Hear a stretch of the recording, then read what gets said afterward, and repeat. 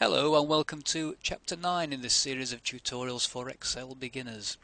In this tutorial we're going to start looking at Microsoft Excel charts. So I'll create a chart and then you'll get an idea of how easy it all is to do. The first thing I need to do is select some data for my chart. Now what I'd like to have the chart display is very simply the number of rentals for each movie. So the information I need is obviously the movie titles here and the rental information here. Now I need to select the data here, obviously in column A, that's straightforward, and I also need to select the data in column C but skip column B. And to do that all I'm going to do is hold down the control key and select everything in column C, the label and the actual rental information there, the rental numbers.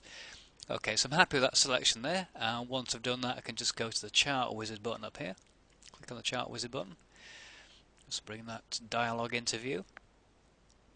And you'll see you have an awful lot of different options here on the chart choices. You got pie charts, line charts, scatter diagrams, donut charts, a myriad options, and even all these different ones in custom types as well. I believe there are even more choices in Excel 2007, just in case there aren't enough here. However, I'm going to keep it fairly simple on this occasion. I'm simply going to choose a 2D column chart. I won't go through the various steps of the chart wizard here. I'll cover that in another tutorial. So let's just say I'm happy with the choice I've made there. I can get a quick preview of the chart by clicking this press and hold to view sample button. Happy with that, and I'll just click the finish button there. And there is my chart. Now it doesn't look very impressive at the moment, I'm sure you'll agree, so I'm going to make some changes to it. The first change I'll make is the size. Now when I actually want to print the chart, I've got a rough idea how big I want it to be corresponding to the data on the table there. So I'll just make it a bit bigger, and I can see that a bit better now. I can work on it. The first thing I'm going to do is delete this legend box here, because it's completely redundant. We've got the label twice in fact. This is the chart label, or chart title as it says, and this is the legend box. I'm going to select that, simply point and click, and press the delete button and get rid of that. I'm also going to resize the font on the labels here at the moment.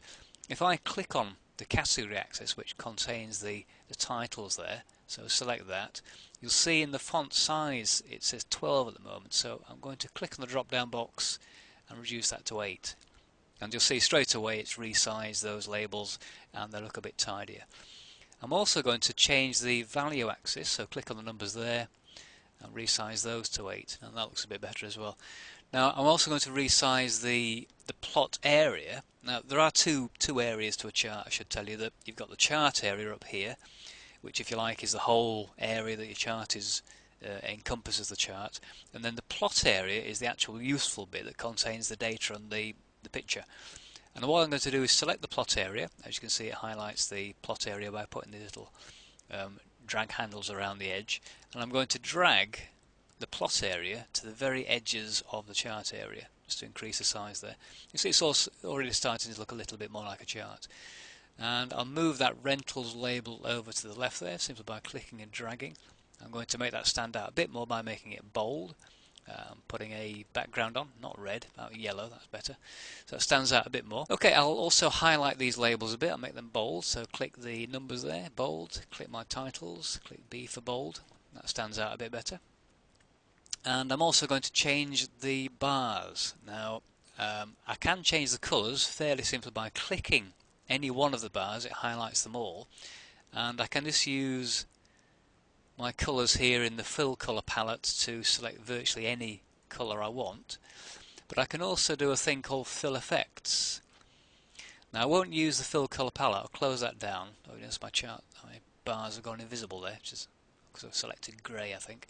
But if I right click on the column and go to Format Data Series, we get this other dialog box, and I'm going to the Patterns tab at the beginning, come to Fill Effects, and what I'm going to do here is choose a picture.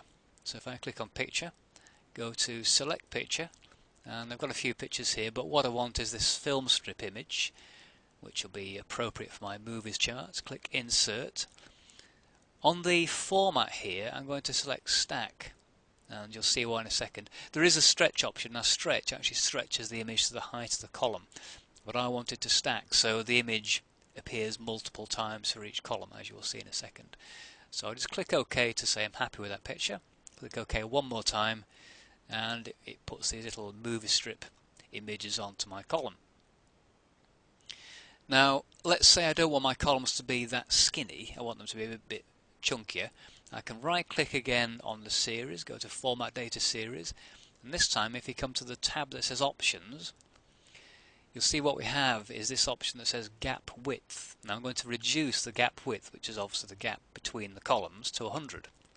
If I click on that little button there, sometimes it's quite hard to click on because it's so small. There we go, take it down to 100, click OK, and you'll see the columns now are looking a bit more healthy.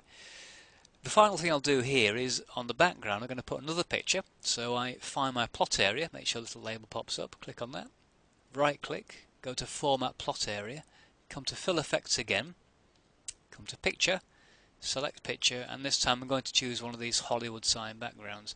I'll choose there's another one there with a clearer sky on it, which I'm going to select. So I'm going to insert that, click OK, OK to say I'm happy with that picture, and there we get a Hollywood sign background, which you may say is more appropriate to this type of chart.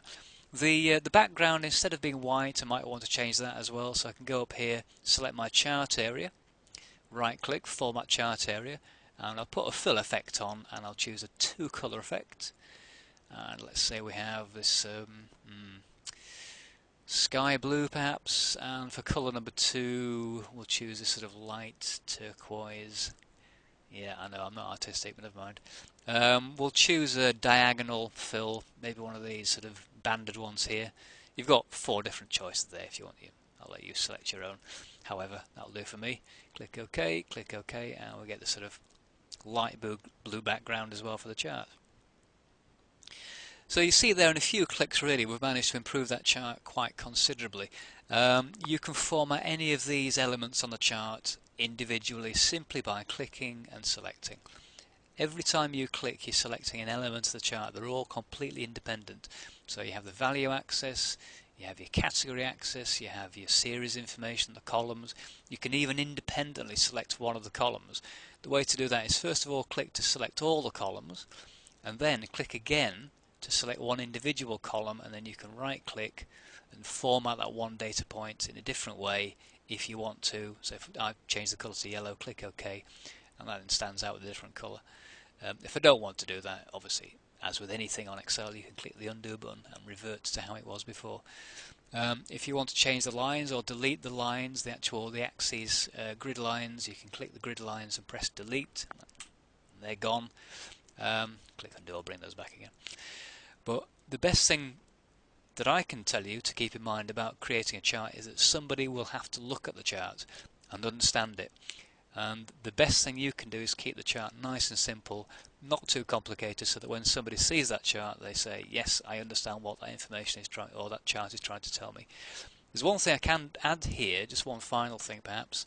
At the moment it's not clear exactly what each of these columns represents exactly. When they're close to the grid lines you can read across and say, oh, that's 12, maybe that one is 9, and so on and so forth. But you can actually put the values on as well. So if I click, or right click there, go to Format Data Series, come to Data Labels, click Show Value, click OK, puts the labels on. I'm going to change those to make them stand out. So if I click them, I'm going to put a red background on, and I'm going to change the font colour to yellow, make it bold, and I'll also change the font size down a wee bit, 10, so it's not too gaudy. Click away, and there we are. That chart is done. I'm happy with that.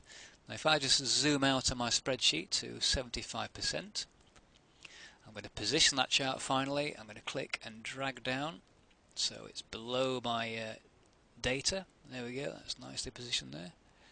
So when I go to print it, I will have my data table at the top and my chart just below it, illustrating it. And if I finally just click on print preview there, so there we go, I could print that out and hopefully impress somebody with it. You never know. So I'll close that print preview, and there we are, that's all done. I'll save that again, and that concludes this first look at charts, just to illustrate how you get a chart on the screen first of all, and some of the clever things you can do to format your charts and make them look quite impressive. So thank you for watching this video, hope that was useful for you, and see you next time.